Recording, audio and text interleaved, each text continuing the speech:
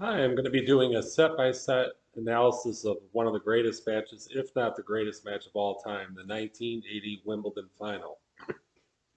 This was a match between number one seeded Bjorn Borg and number two seeded John McEnroe. Took place on Saturday, July 5th, 1980. And at this time, Borg was 24 years old and McEnroe was 21 years old. Now, Borg was a four-time defending Wimbledon champion. He'd already won the French Open five times at this point and was the undisputed number one player in the world.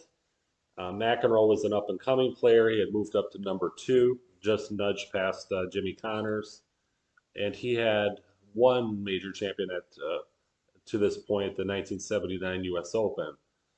So Borg was the established champ, and McEnroe was the up and coming. Much anticipated match. This was actually my first tennis memory as well. I'm just going to digress for a minute on that. I was 7 years old at the time. It was a Saturday. The match, I was in Michigan at the time, so the match started about 9 a.m. or a little bit later. I had no plans to watch the match. I was at a friend's house. We were running around playing outside, playing wiffle ball or whatever.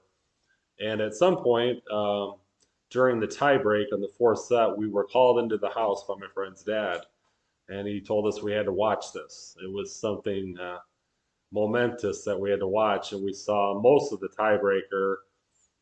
His dad was, oohing and eyeing and just in awe of this incredible match, and we got sucked into it. We watched that. Uh, of course, McEnroe prevailed in that four-set tiebreaker, and then in the fifth set, I think we watched a little bit, and then we just ran back outside. That was all our 7-year-old attention spans could take. But I do have a strong memory of the tiebreaker in live action in time. It's fun to go back and watch it again. One other thing about the YouTube version of the match is that I'm watching is on the BBC, unlike Breakfast at Wimbledon on NBC. The BBC is much different, very subdued commentary, very sporadic. Sometimes they'll go points without any commentary, and they usually save any analysis for during the changeovers that they had rather than commercial breaks. So it's a little bit different way to watch a match on BBC versus on American network television. This first set was very quick. It was only about 27 minutes. McEnroe won the set 6-1. He held serve four times. Borg served three times, and McEnroe broke Borg two out of those three times. McEnroe was very sharp in this set. He was hitting consistently low, wide into Borg's backhand on his serve, and Borg was just having a hard time getting any kind of return on McEnroe's serve. He did hit some nice winners, mostly off his forehand side, but they were just here and there, not anything to sustain a game or a break. McEnroe had I don't know what the statistic was, but he had definitely had a good first serve percentage. He was able to come up behind his serve and get some good volleys and close out some points quickly.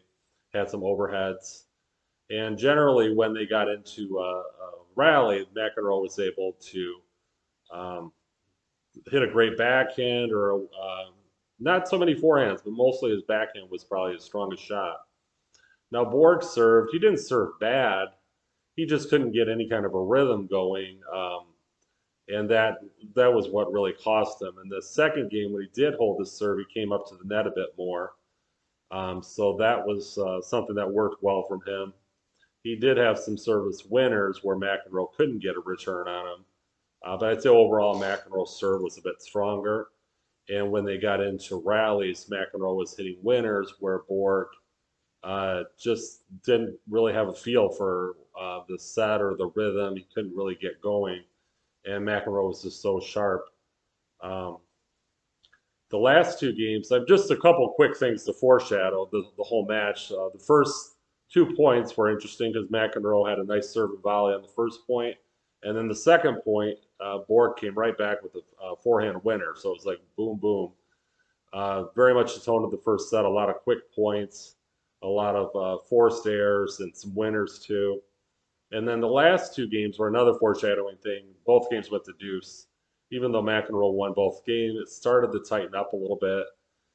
He wasn't playing quite as great as he did in the first 5 games, and then Borg started to pick up a little bit. But nevertheless, Borg was able to win. So probably the two biggest takeaways was I know McEnroe was really happy with his first set.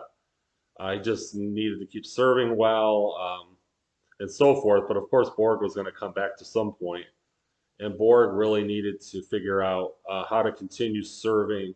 I'm sorry, returning to Borg's. I'm sorry, returning McEnroe's serve low and over the net. McEnroe struggled with those returns that came in low, just over the net, and then dipped at his feet. Anytime Borg returned higher than that, McEnroe could put it away, or he could. It was flying long or wide.